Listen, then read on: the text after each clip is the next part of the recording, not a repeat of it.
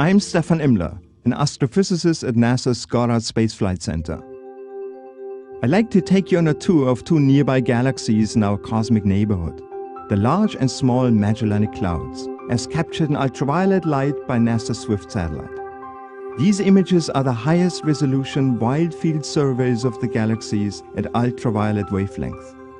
Both of these galaxies are less than 200,000 light-years away, and each contains a few 100 million stars like our Sun. If you live or travel to the southern hemisphere, you'll see both of these galaxies as faint cloudy patches in the night sky. Both galaxies orbit our own as well as each other. Of the two, the LMC is physically larger and nearer to us than the SMC.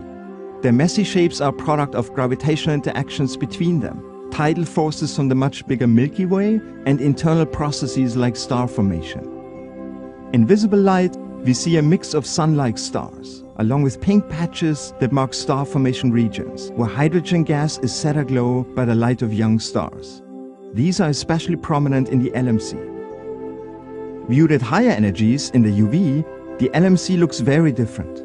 This wavelength blocks out the older stars, mostly showing those less than 500 million years old. These galaxies are relatively small, but they're also very close to us. This means they appear much larger than the field of view of Swift's telescope, so we had to take many different observations and stitch them together.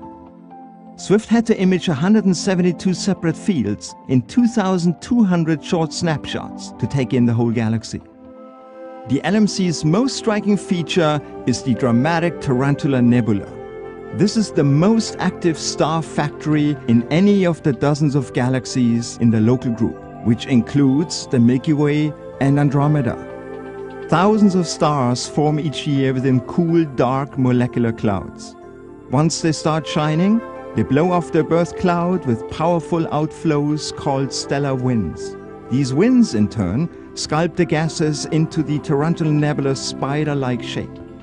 One star here, named R136A1, is one of the most massive known, weighing more than 260 times the Sun. The LMC holds more than 1,000 star clusters formed during previous rounds of star formation.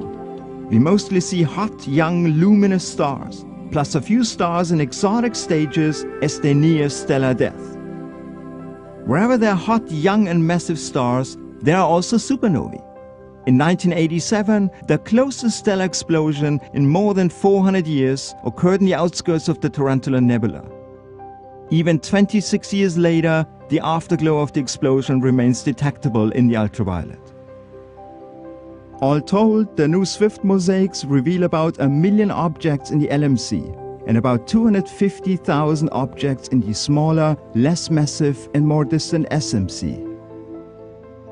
For this mosaic of the SMC, SWIFT imaged about 50 fields and took 656 snapshots. One interesting feature is the massive young star cluster NGC 346.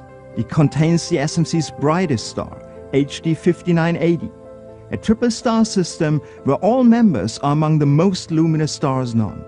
The intense light and strong outflows from these stars mold the surrounding gas into a shape resembling a cobweb.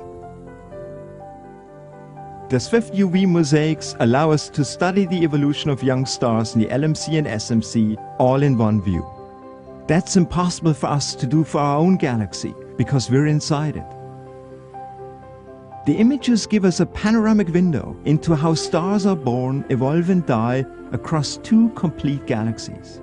That gives us fresh insight into the many ways stars transform the universe into what we see around us today.